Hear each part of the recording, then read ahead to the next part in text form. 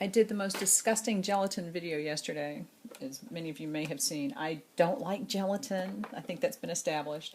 But Vanessa had left some comments on it saying that there were a couple of recipes with Tylose in it, and I remember that I had done something with Tylose-based fake sugar veil, cake lace kind of stuff on my blog a while ago. So I went back and found a couple of recipes. They're all pretty much the same. This doesn't make me squirm and gag, but it's kind of brittle.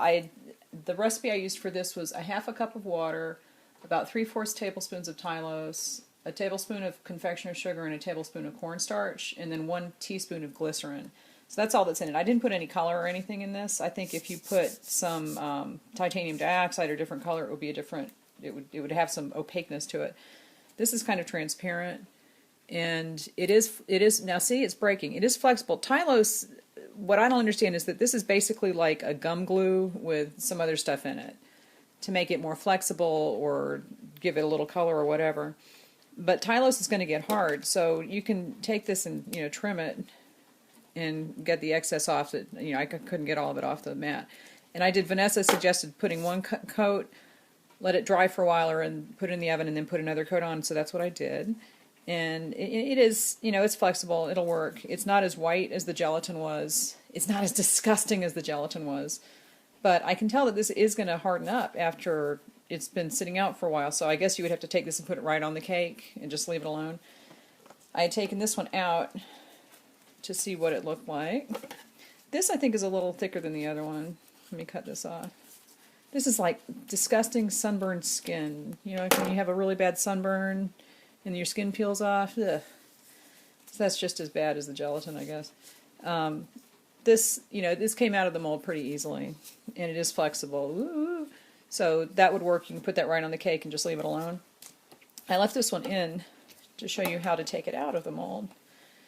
I just got this little mold at Hobby Lobby, I think. They're selling them now.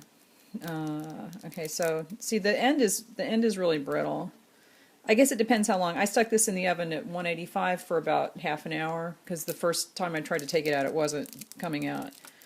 It peels out. Now see, but this is brittle. The Tylose is going to make it dry out, and it's going to make it stiff. Gelatin is disgusting, but at least it's flexible. So, this works okay. I would maybe not leave it in the oven quite so long. That might have dried it out a little too much. But, it'll come out, and you can put it on the cake and just leave it. The whole experiment is just grossing me out. So I'm going to try one more thing, because I was chatting with Vanessa about maybe doing gummy candy, like gummy worms. And that, number one, would be stretchy, and it would taste good, because neither of the other two, this Tylose-based junk nor the gelatin, are going to be delicious. So nobody's going to want to eat that on a cake. But that's the recipe. I'll put the recipe for this one up, and you can try that out. And I'll also find that blog post that I did, because it does have some more tips on the Tylose stuff. So leave any questions, and I will get back to you when I can.